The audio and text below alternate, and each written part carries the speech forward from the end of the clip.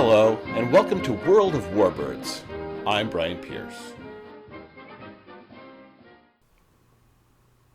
Hello, Warbirders.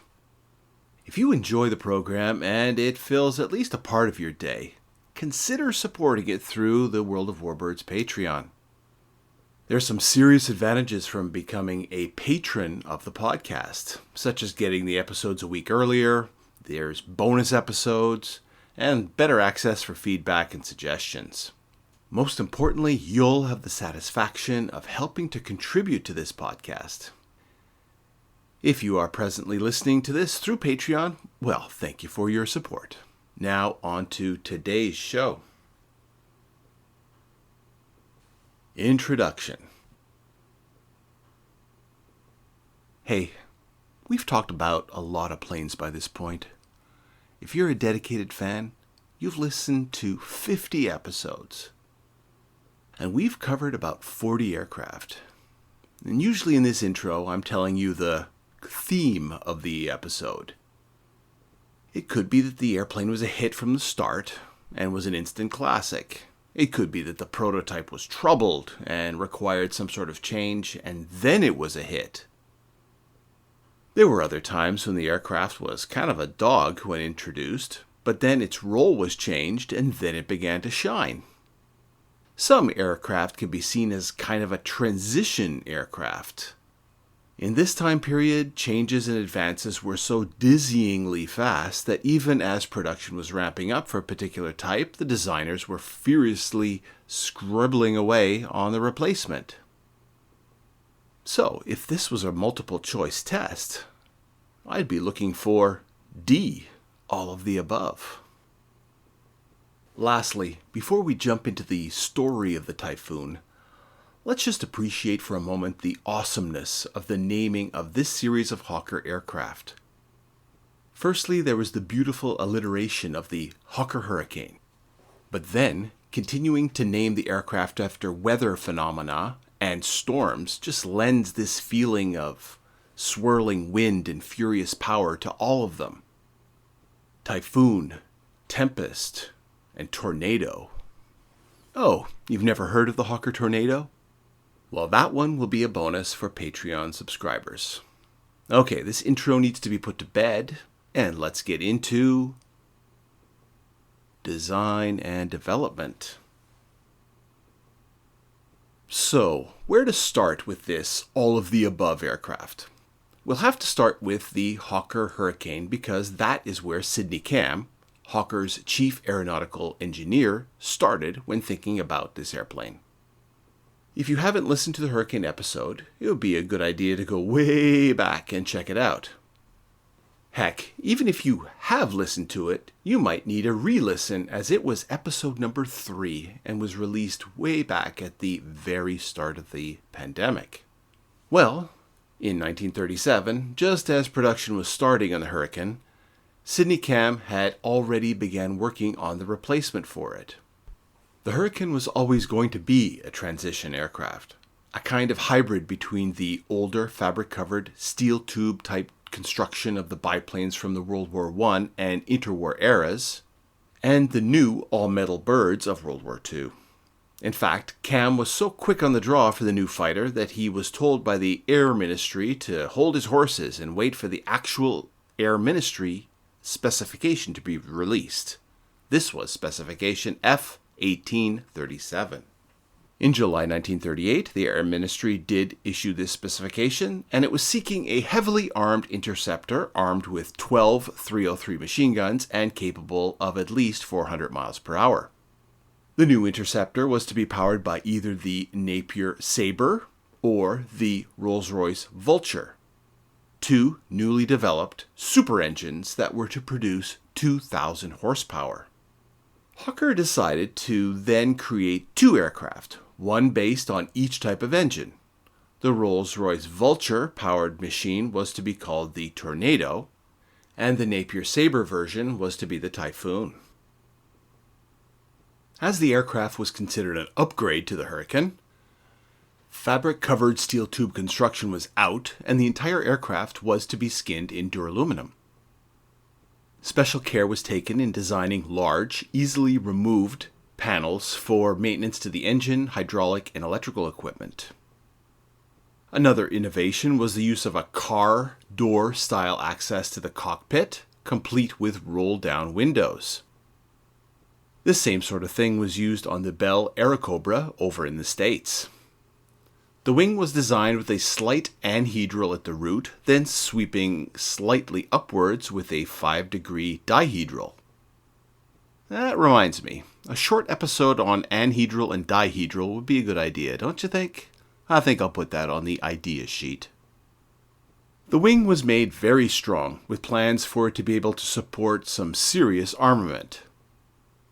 The wings also contained the fuel, organized into a 40-gallon main tank outside of the main gear bay, and there was also a nose tank in the leading edge of the wing that contained 37 gallons. I always like to compare the fuel capacities of these tanks to my Cessna 172, and my plane's entire fuel capacity is 36 gallons.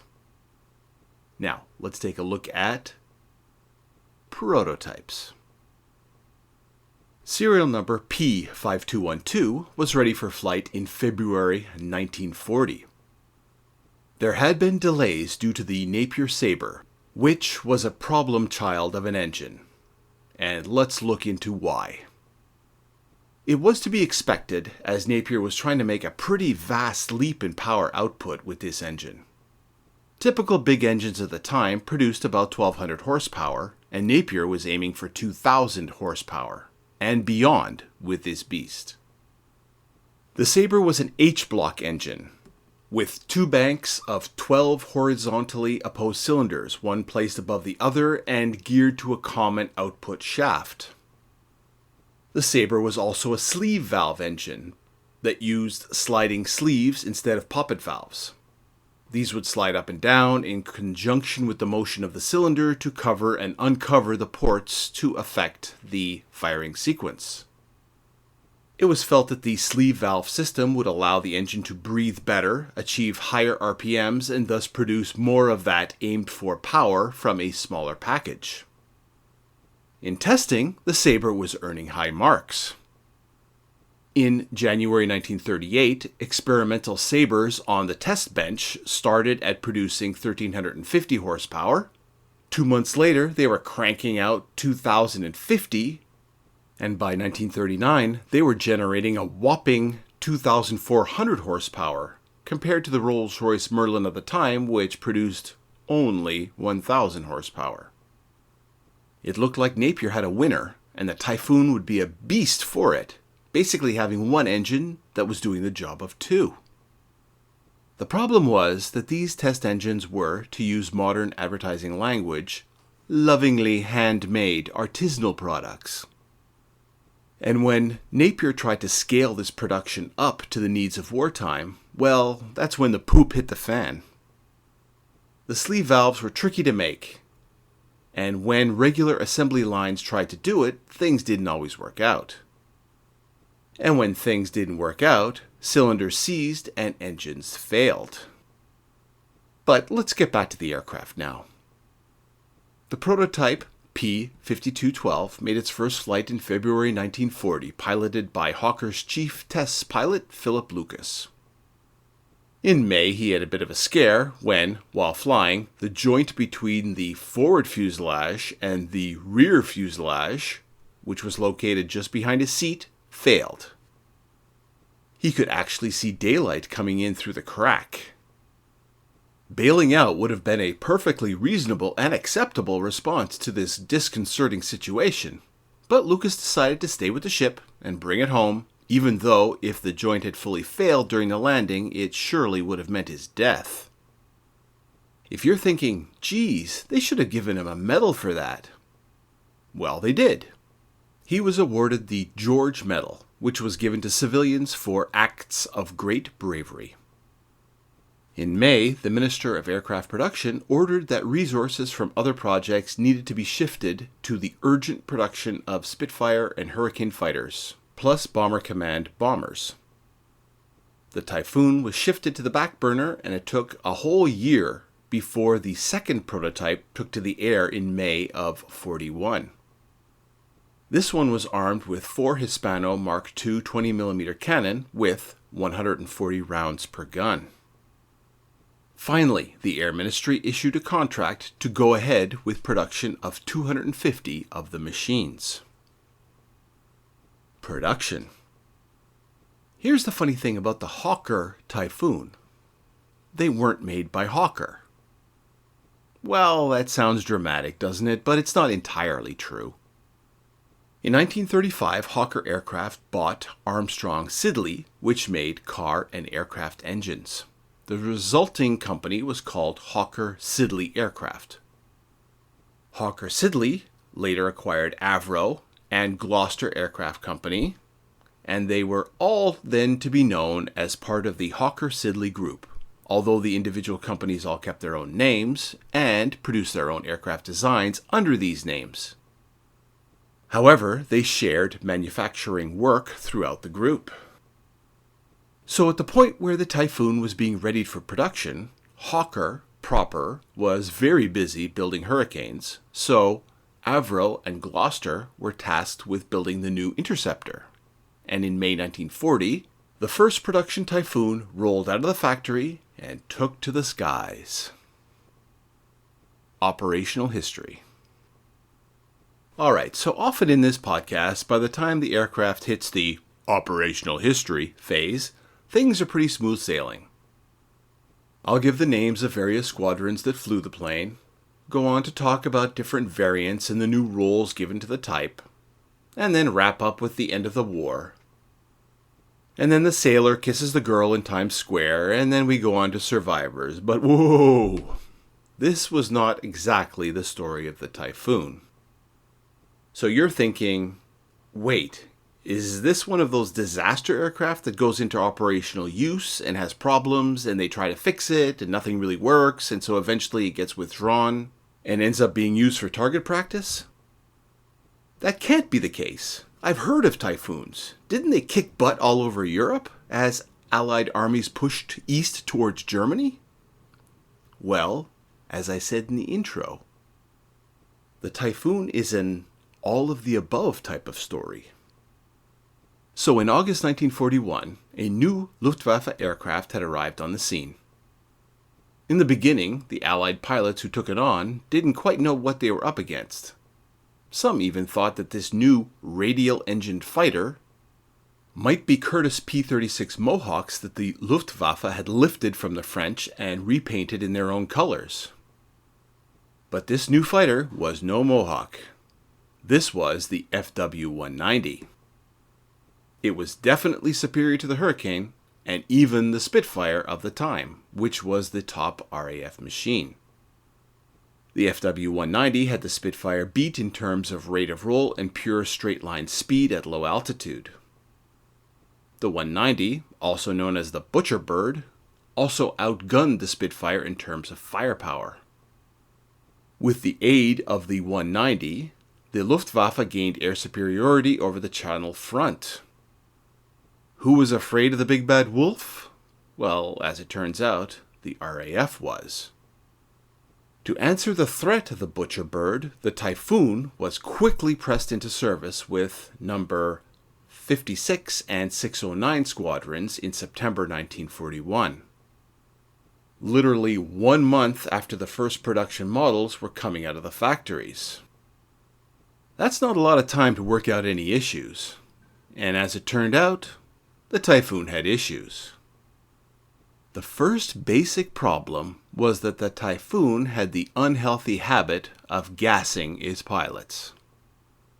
Carbon monoxide gas is the result of incomplete combustion, and it was somehow getting into Typhoon cockpits from the Big Sabre engine up front.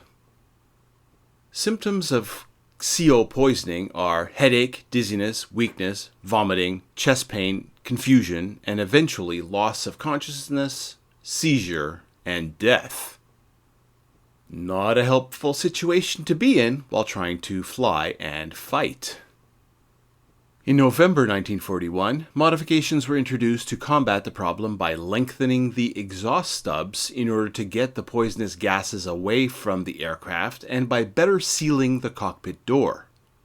This helped, But to fully solve the problem, the usual practice for Typhoon pilots was to get on oxygen from engine startup to engine shutdown. In addition to trying to gas its pilots, the pesky Typhoons were also trying to roast them. Cockpit temperatures were uncomfortably high, and so again modifications were made to increase ventilation in and out of the cockpit. Maybe these problems wouldn't have been big deals if there had been time to work out the glitches in testing, but it wasn't test pilots discovering them, it was combat pilots trying to fly and fight at the same time as troubleshoot. And these weren't even the worst problems. The Typhoon had the very annoying habit of losing its tail. Initial accidents in the operational units were deemed to be pilot error, but in August 1942, one of Hawker's test pilots, Ken Seth Smith, was performing straight and level speed tests, and the aircraft dramatically broke up in flight, killing the pilot. This clearly wasn't pilot error, and Sidney Cam and the team rolled up their sleeves to troubleshoot the problem. When dealing with design problems, the easiest to work is when there is one consistent problem which can be solved with one solution. Intermittent problems are the next annoying. Sometimes they happen, sometimes they don't, and so they're hard to solve. The hardest must be when multiple problems lead to the same failure. Even if you think you've solved the problem with one solution, there is still another problem to cause the same bad outcome. Initially, they thought that harmonic vibration caused metal fatigue along a weak area of the tail, which caused the failure. You can see metal fatigue in action yourself by bending a piece of coat hanger wire back and forth a few times, and then it snaps. Then they thought it was the failure of a bracket holding the mass balance for the elevator control. Mass balances are literally that, a mass of metal that counterbalances the controls in the slipstream. If it falls off, then the control can start to flutter rapidly in the high-speed air like a sheet of paper in a wind, leading to structural failure. They redesigned the mass balance bracket and strengthened the weak area of the tail with steel straps and later riveted fish plates, and eventually in 1944 they redesigned the entire empennage, or the tail section. Imagine the frustration when, right near the end of the war, after all these modifications and fixes, the problem started up again. Turns out that a completely unrelated change to the landing gear mechanism in late 1944 could cause the undercarriage fairings to be pulled into the slipstream, in turn causing an uneven airflow to hit the elevators and rudder, resulting again in rear fuselage structural failure. It is thought that 23 pilots were killed due to tail failures during the Typhoon's operational life. Another thing that required a lot of tinkering was the car door style access to the cockpit. Almost the first 100 examples of the Typhoon had it, but it and the equipment and other stuff behind the pilot caused trouble and poor visibility. There were several interim tries at improving this, but it took until late 1943 to start using a clear, one-piece sliding bubble canopy. This had slim framing and a cut-down rear dorsal fairing, giving an excellent 360-degree field of view for the pilot.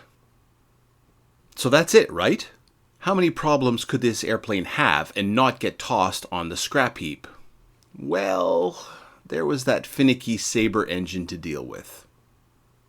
Its sleeve valves tended to wear quickly, which would cause a spike in oil consumption. What made this problem even worse was the dusty conditions that would later be encountered in forward operating airfields. This abrasive dust was literally sandblasting the inside of the cylinders, causing engine failure after as little as 3 flights. Emergency dust filters were designed and sent out, but the first ones would be blown off like a mortar shell if the engine backfired. So another filter with an overpressure door was later fitted to prevent this problem. The Sabre did not like being started in the cold. which caused ground crews to have to start and ground run the engines every 2 hours in cold weather to keep the engine and its oil supply warm. Another problem was that the Typhoon looked a heck of a lot like the plane it was supposed to be killing, the FW-190, resulting in friendly fire situations with Allied gunners and other pilots. The solution was to paint black and white stripes under the wings. Sound familiar? Yes, the idea, later known as invasion stripes, was spread to most Allied aircraft in time for D-Day. Gosh, with all those problems, was it even possible for the Typhoon to be successful? Well, yes.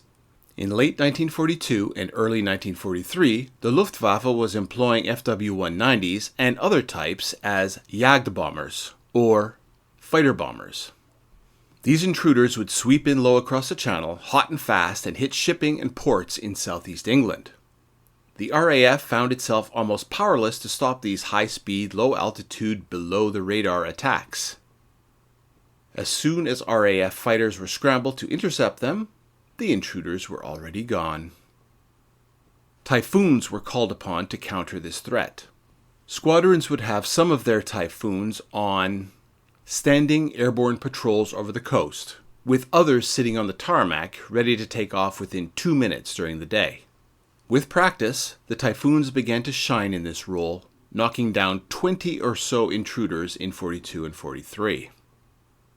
With the newer Spitfires arriving on the scene, better able to take on the role of pure fighter and interceptor, the Typhoon was retasked to the role for which it would really be remembered: ground attack. The powerful Sabre engine and the strong wing of the Typhoon allowed for it to haul extra fuel drop tanks, bombs, cannon shells, and rockets into the air and then use them to rain hell upon ground targets. Although the weapon systems were able to handle both bombs and rockets, some squadrons specialized in one or the other, which simplified logistics and also allowed that squadron to become expert in delivering that particular type of weapon. The rockets certainly required skill and expertise. The RP-3 rockets, also known as 3-inch or 60-pound rockets, were completely unguided, and there was no special sight or system to launch them. The pilot would have to approach the target fully stabilized, without slip or yaw, and with a constant speed, all of which could throw off the aim.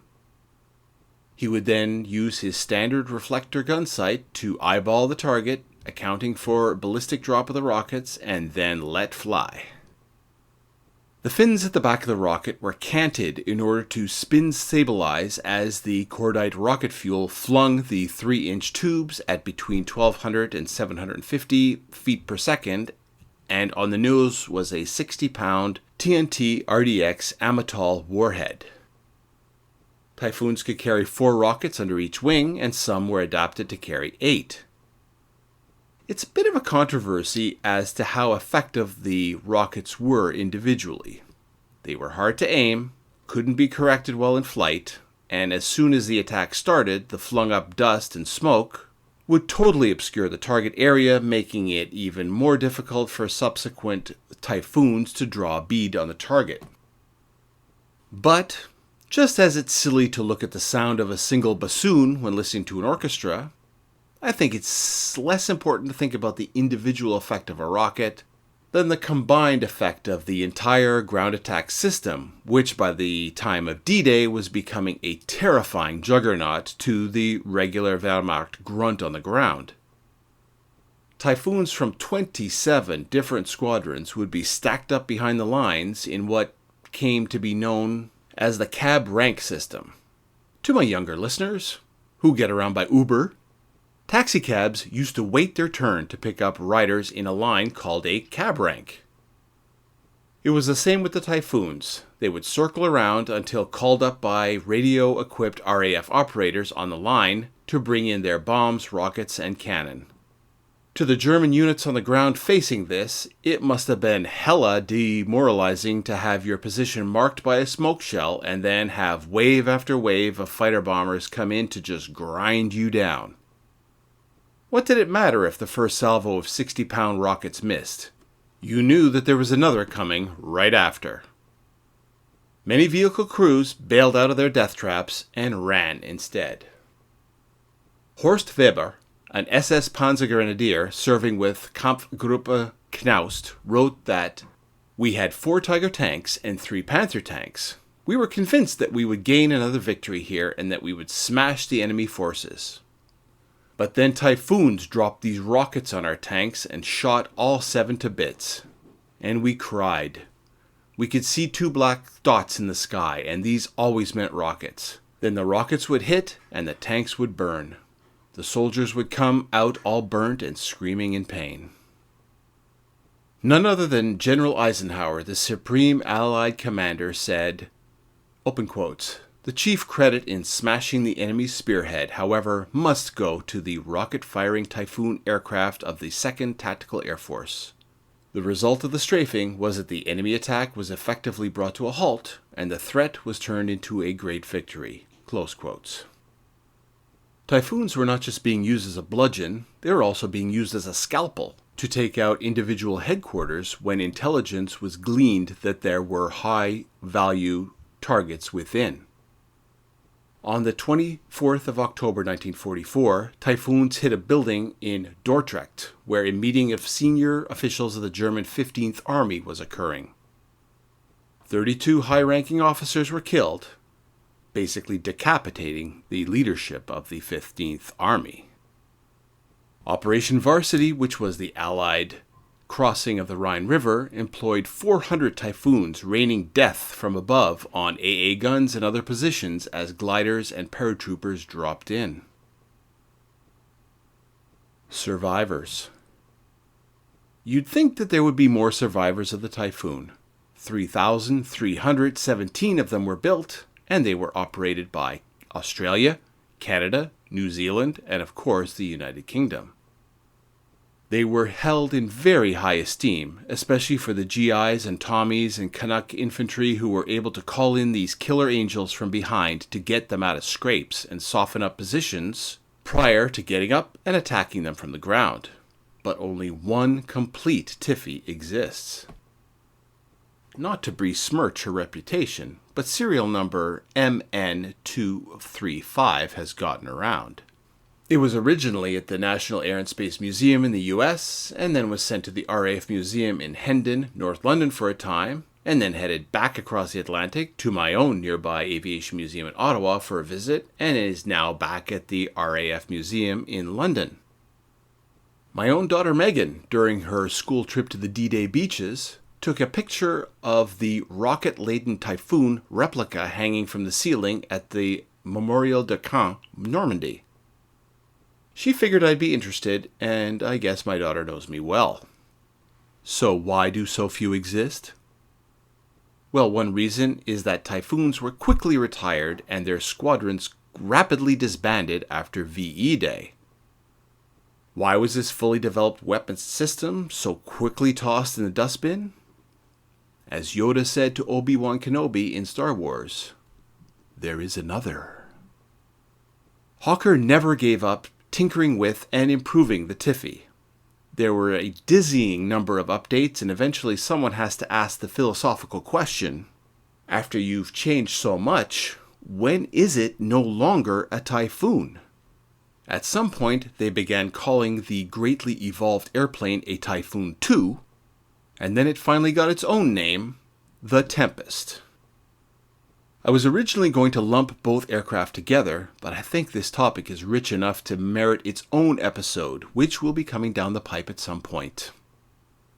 I'm going to post some pictures of what we've been talking about today on the Patreon site, and these will be free to everyone. I encourage you to head on over there as I am winding down the Facebook page. It really bothers me that Facebook throttles my posts to you, only showing my stuff to a tiny fraction of you while demanding that I pay up to boost posts to everyone. On Patreon, I'm sure that what I post, you will see. Now, for those who have subscribed and chosen to become part of the Warbirds team on Patreon, there will be a bonus episode on the previously mentioned Hawker Tornado. I encourage you to join. For the monthly price of a single Starbucks, you basically get double the Warbirds. Thanks again to all who support the podcast, either via PayPal at WOWB17 or through Patreon. I appreciate it more than you know. Until next time.